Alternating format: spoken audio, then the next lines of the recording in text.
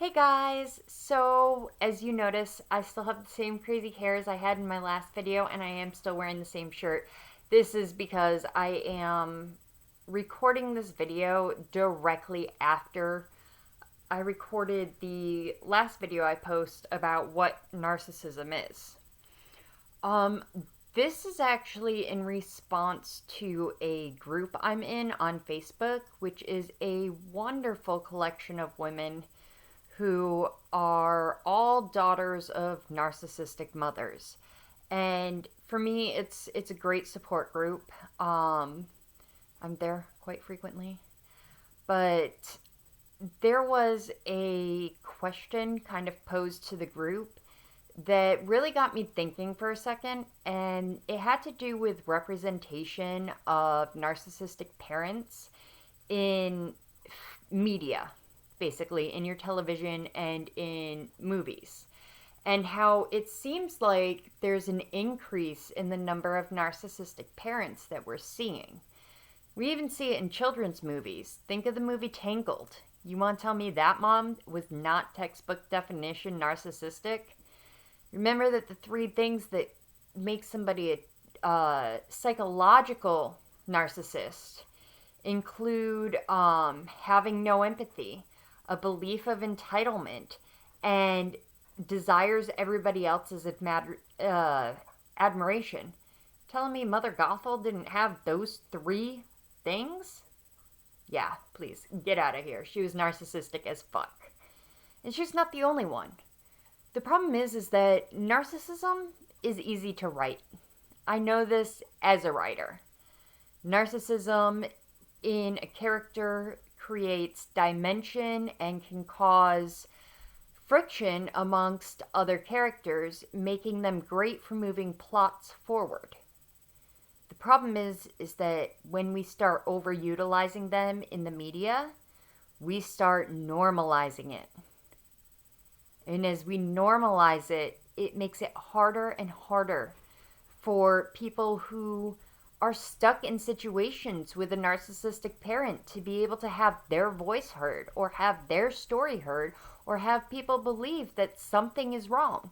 Because how can it be wrong? We see it so often on TV, and these people are often branded as being decent parents. They're just stressed or overworked. And that's really kind of how it goes when you're a child of a narcissistic parent. You get told that you're kind of crazy. You get told that, oh no, you have good parents, you're just imagining it. And your parents are so good at fooling that everybody else is wrapped around their little finger, and you're left here like, what the fuck? Nobody actually sees what's going on. It also creates stigmas. And this is a big issue with me. I hate the stigmas around mental health. The thing is that if we normalize something that isn't normal, it becomes normal. And narcissism is not something that we want to normalize, much less normalize as a response to being a parent. You want to tell me that Rapunzel didn't have a couple of mommy issues after she escaped the tower with that chameleon and married her Flynn Rider and they lived happily ever after? That bitch didn't live happily ever after. She probably had some intense therapy sessions. The problem is that growing up with narcissistic parents can really mess with your head. And I mean really mess with your head. I have very low self-esteem because my mother beat me down every chance she could get. There are still things that I question to this day as a result of how she made me feel.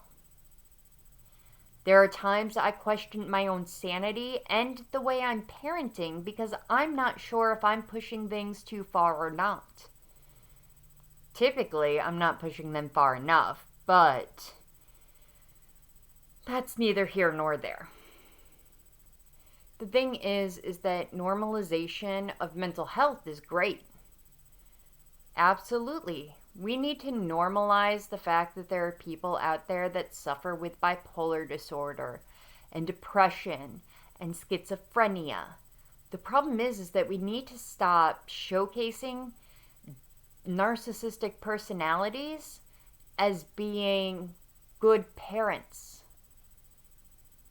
Because typically they aren't.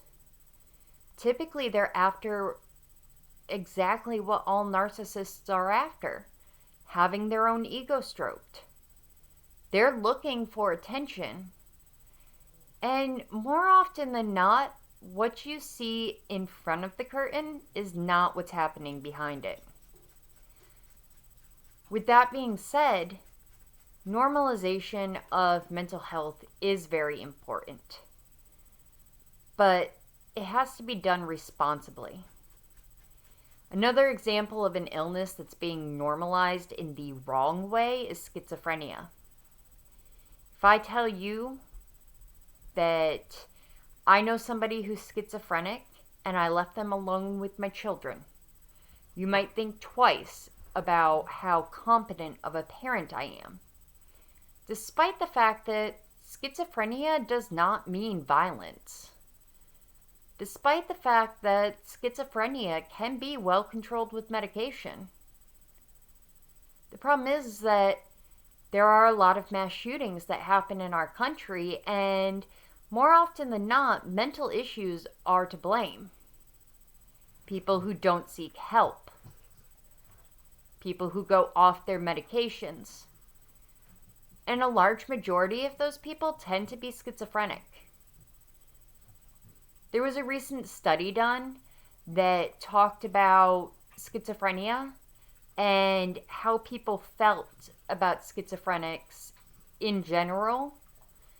And out of this group, only like 62% of individuals said that they would even associate with somebody who is schizophrenic. 62%. That's not a high number. The problem is that they're made out to be like the violent bad guys.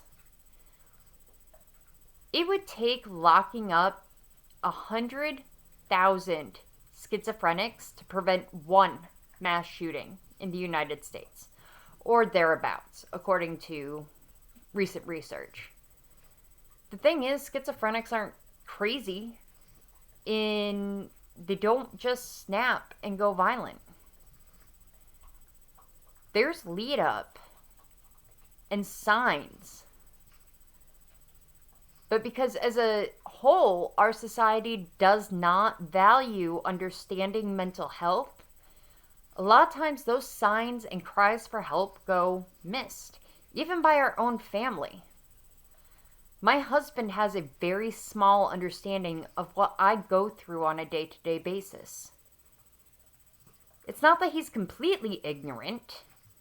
I have explained to him how my mind works, but he hasn't gone out to do any additional research on his own about what it's like to be bipolar, or have ADHD, or have PTSD, or suffer with generalized anxiety disorder or OCD.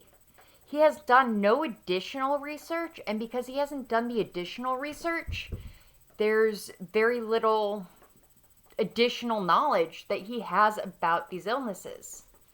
This is a problem. It is a problem running rampant in our communities. So on the one hand, we have media which is normalizing illnesses in a way that it shouldn't normalize illnesses. And it causes stigma in our country that prevent people from getting help. Did you know on average, a person who has a mental health condition waits 10 years from the onset of their first symptoms to actually seek help? That has a lot to do with the way our country views mental health and the idea that people won't be accepted for having mental health issues. Normalization is great as long as it's done the right way. We need to start breaking some of those stereotypes and those stigmas. We need to call mental health out for what it actually is and not hide behind what fits a news narrative or fits within a TV drama series. So, my challenge to you is to learn something about mental health. I don't care what it is, but take some time to learn something about mental health. A great place to start would be talking about the stigmas, looking up what stigmas surround mental health. There are a lot of them. I bet you've heard somebody say, oh, she's bipolar, to describe somebody who is having a mood swing. Or she's crazy. Because even that word crazy stigmatizes mental health. These are issues that need to be addressed. Why don't you be part of the change?